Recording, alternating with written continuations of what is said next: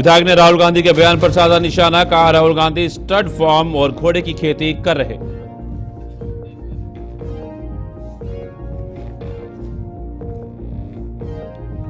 स्वास्थ्य मंत्री ने सेहतमंद रहने का दिया संदेश, लोगों को साइकिल चलाने के लिए किया जागरूक।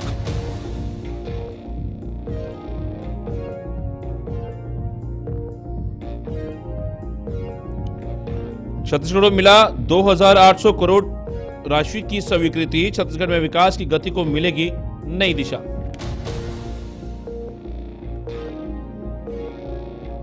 नमस्कार, छत्तीसगढ़ी खास खबरें देख रहे हैं आप सब। मैं हूं आपके साथ साहिल कीर्ति।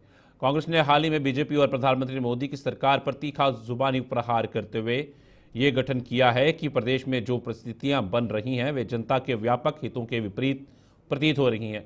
पार्टी ने स्पष्ट किया है कि मुख्यमंत्री ने SCR योजना के लिए 5 करोड़ रुपए का बजट निर्धारित किया था, लेकिन अब तक इस संबंध में सर्वेक्षण का कार्य भी आरंभ नहीं किया गया है। इस स्थिति में NCR की तरह की SCR का निर्माण करने के जो दावे किए गए थे वे अब खोखले लग रहे हैं। कांग्रेस ने यह भी उल्लेख किया कि दुर्ग, भिलाई, रायपुर और नया रायपुर को एक साथ जोड़ने के लिए मेट्रो सुविधा की बातें की गई थी, जिसका उद्देश्य न केवल यात्रियों को सुविधा प्रदान करना था बल्कि यह भी था कि इससे रोजगार के अवसर बढ़ेंगे और युवाओं को नई नौकरियां मिलेंगी। लेकिन इस दिशा में अभी तक कोई ठोस कदम नहीं उठाया गया है, जिससे ये स्पष्ट है कि इस परियोजना की दिशा और दशा कुछ भी तय नहीं की गई है। भाजपा ने NCR के तर्ज पर SCR बनाने का दावा किया था। स्टेट कैपिटल रीजन, जिसमें नवा रायपुर, रायपुर, दुर्ग और भिलाई को जोड़कर एक रोजगार पैदा करने का वादा था। इससे 6 लाख लोगों को रोजगार मिलेगा, मेट्रो की सुविधा मिलेगी, यातायात समस्या से निजात होगा, प्रदूषण से राहत मिलेगी, अनेक सब्ज बाग दिखाया गया था। और 1.5 साल पहले मुख्यमंत्री जी ने इसके लिए 5 करोड़ का बजट में प्रावधान किया था और आज 1.5 साल बाद सर्वे का काम भी शुरू नहीं हो पाया है। इससे समझ में आता है कि मोदी की गारंटी प्रदेश की जनता के लिए जुमला है और ऐसा लगता है कि एक दिन भाजपा के नेता भी जब उनसे मोदी की गारंटी पर सवाल पूछेंगे तो चुनावी जुमला बताकर पीठ दिखाकर भाग जाएंगे और भाजपा का चरित्र ही है। पूर्व मंत्री व विधायक अजय चंद्राकर ने राहुल गांधी के बयान पर जमकर निशाना साधा, कहा राहुल गांधी जी को कोई राजनीतिक पार्टी नहीं चला रही है, बल्कि ऐसा प्रतीत होता है कि वे कोई स्टड फार्म चला रहे हैं और घोड़ों की खेती कर रहे हैं। वे घोड़ों के बारे में नॉलेज बढ़ा रहे हैं। उन्हें तो कांग्रेस पार्टी का नाम बदलकर स्टड फार्म गांधी परिवार प्राइवेट लिमिटेड कर देना चाहिए। जिस तरह चुनावों में कांग्रेस के प्रदर्शन को देखा जाए, खासकर राहुल गांधी के सक्रिय राजनीति में आने के बाद उनका प्रदर्शन देखें तो साफ दिखता है कि वे स्वयं पार्टी के लिए एक लंगड़े घोड़े साबित हुए हैं। छत्तीसगढ़ में राहुल गांधी के सभी घोड़े बीमार हो गए हैं। छत्तीसगढ़ के सभी कांग्रेस नेताओं में किसी स्टड फार्म में भर्ती कर देना चाहिए, जहां बीमार घोड़ों के इलाज और देखरेख के लिए अस्पताल होता है। अब वे वहीं रखने लायक हो गए हैं। अंबानी जी ने जामनगर में पशुओं के देखरेख के लिए जो वनतारा बनाया है, छत्तीसगढ़ के कांग्रेसियों को वहीं भेज देना चाहिए। सभी घोड़े जो हैं, अब राहुल गांधी जी राजनीतिक पार्टी नहीं चला रहे हैं, स्टड फार्म चला रहे हैं। घोड़े की खेती कर रहे हैं, वो घोड़े के बारे में नॉलेज बढ़ा रहे हैं और क्या है। तो स्टड फार्म, कांग्रेस पार्टी ने स्टड फार्म गांधी परिवार प्राइवेट लिमिटेड ऐसा कर देना चाहिए। सर, तो ये लंगड़ा घोड़ा कौन है आखिर कांग्रेस पार्टी में? अब ये तो वही बताएंगे। वो तो देखें तो जो प्रदर्शन देखें 3 चुनाव में और राहुल गांधी जी की सक्रिय राजनीति में आने के बाद जो कांग्रेस का प्रदर्शन रहा है, उससे तो मुझे लगता है वो खुद लंगड़े घोड़े। अब छत्तीसगढ़ में तो यार ये सभी घोड़े जो हैं, जो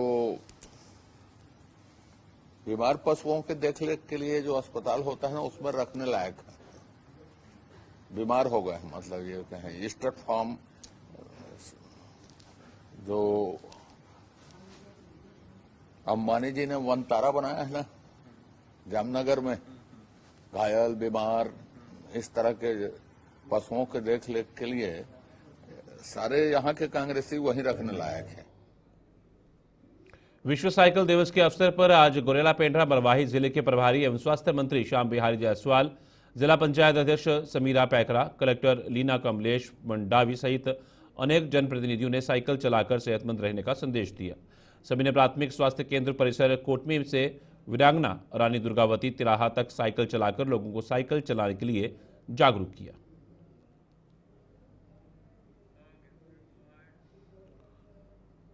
देश के विभिन्न राज्यों को केंद्र सरकार द्वारा विकास कार्यों के लिए 82,000 करोड़ रुपए से भी अधिक की अतिरिक्त राशि स्वीकृत की गई है, जो कि उन कार्यक्रमों और परियोजनाओं को तेजी से आगे बढ़ाने में अत्यंत महत्वपूर्ण भूमिका निभाएगी, जिनका लक्ष्य आर्थिक विकास और सामाजिक कल्याण को बढ़ावा देना है। यह वित्तीय सहायता न केवल स्थानीय सरकारी निकायों की कार्य क्षमता को बढ़ाएगी, बल्कि ये सामुदायिक बुनियादी ढांचे, शिक्षा, स्वास्थ्य और अन्य महत्वपूर्ण क्षेत्रों में भी सकारात्मक परिवर्तन लाने में सहायता करेगी।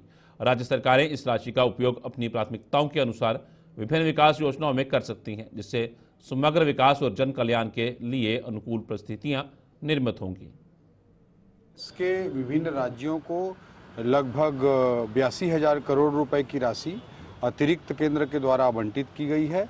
इसी क्रम में हमारे छत्तीसगढ़ को लगभग 2,800 करोड़ रुपए की अतिरिक्त राशि प्राप्त हुई है। इसके लिए हम, हमारी सरकार, हमारे आदरणीय मुख्यमंत्री जी की ओर से, हम सब लोग और पूरे छत्तीसगढ़ की जनता की ओर से आदरणीय प्रधानमंत्री नरेंद्र मोदी जी को, आदरणीय वित्त मंत्री निर्मला सीतारमण जी को विशेष रूप से धन्यवाद ज्ञापित करते हैं।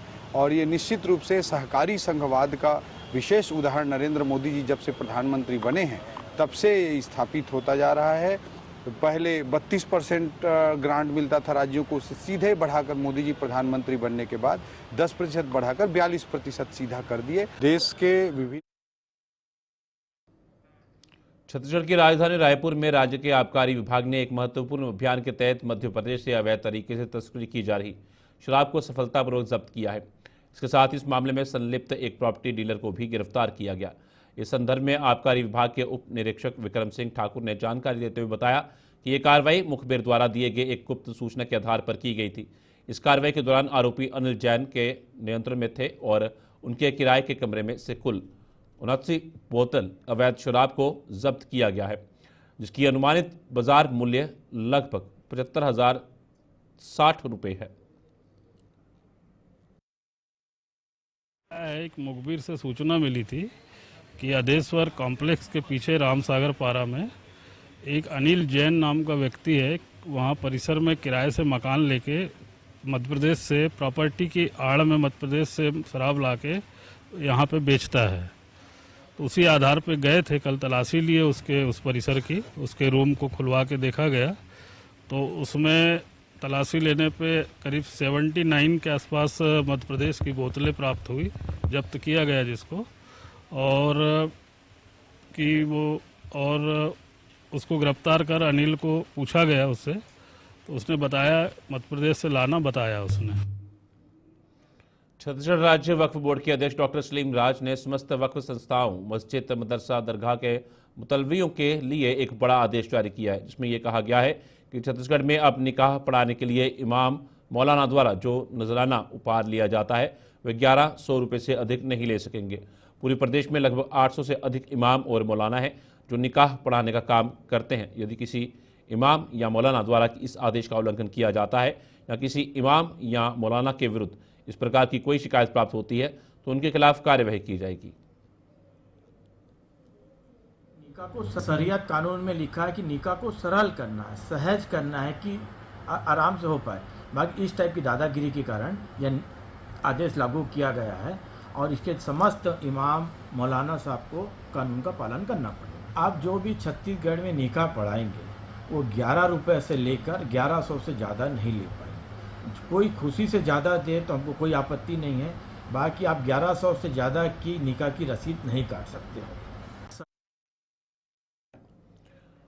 2 जून को थाना पांडातराई अंतर्गत ग्राम मेहली में एक व्यक्ति की हत्या की सूचना प्राप्त होते ही पुलिस टीम तत्काल मौके पर रवाना हुई।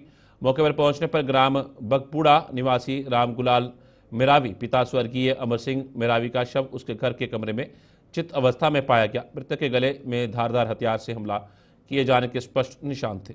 घटनास्थल पर मृतक के घर के आंगन में खून से सना एक टंगिया भी बरामद हुआ, जिससे घटना की गंभीरता और निर्ममता उजागर हुई। पुलिस द्वारा तत्काल घटनास्थल के आसपास सघन पूछताछ की गई। पूछताछ के दौरान आरोपी ने अपराध करना स्वीकार किया तथा घटना में प्रयुक्त हथियार को मौके से बरामद करवाया। 2 जून की शाम को थाना पांडातराई की सूचना प्राप्त हुई कि ग्राम भगपुड़ा महली के रहने वाले रामगुलाल बैगा की किसी के द्वारा हत्या कर दी गई है, जिस पर थाना पांडातराई में धारा 103(1) बीएनएस के तहत अपराध पंजीबद्ध कर विवेचना में लिया गया था। विवेचना के दौरान जानकारी प्राप्त हुई कि रामगुलाल बैगा जो मृतक है, उसी के पुत्र लोकेश मरावी के द्वारा इस घटना को अंजाम दिया गया है। घटना दिनांक 2 तारीख को लोकेश जब गाय भैंस चरा करके वापस घर आया तो उसके पिताजी को के साथ में कहा सुनी हुई।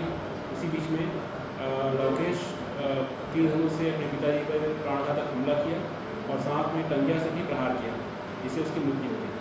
आज आरोपी लोकेश को रायपुर के गुढ़ियारी इलाके में बीती रात एक बड़ी लूट की वारदात हुई।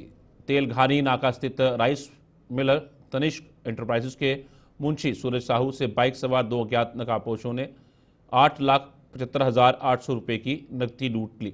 मुंशी सूरज साहू अपनी इलेक्ट्रिक स्कूटी से डिक्की में रकम रखकर कार्यालय से सेठ के घर जा रहे थे।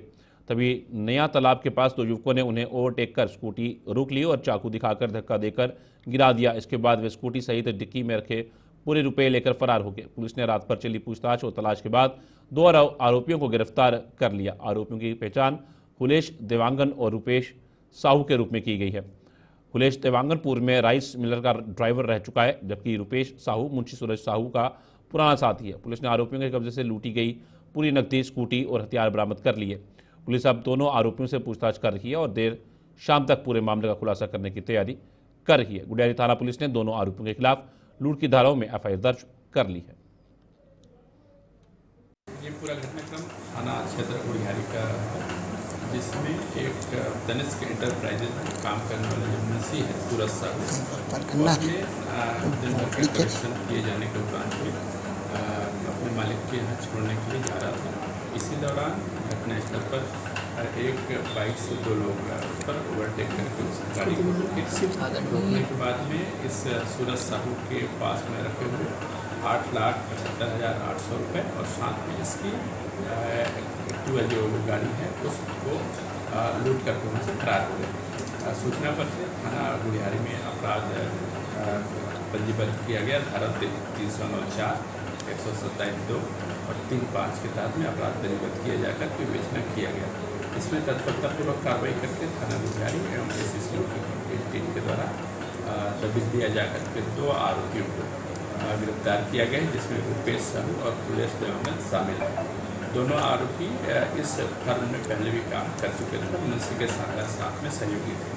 इस पूरे प्रकरण में मुंशी जो कलेक्शन लेकर के जा रहा था सूरज साहू, उसके भी रोल के बारे में अलग से विवेचना की है।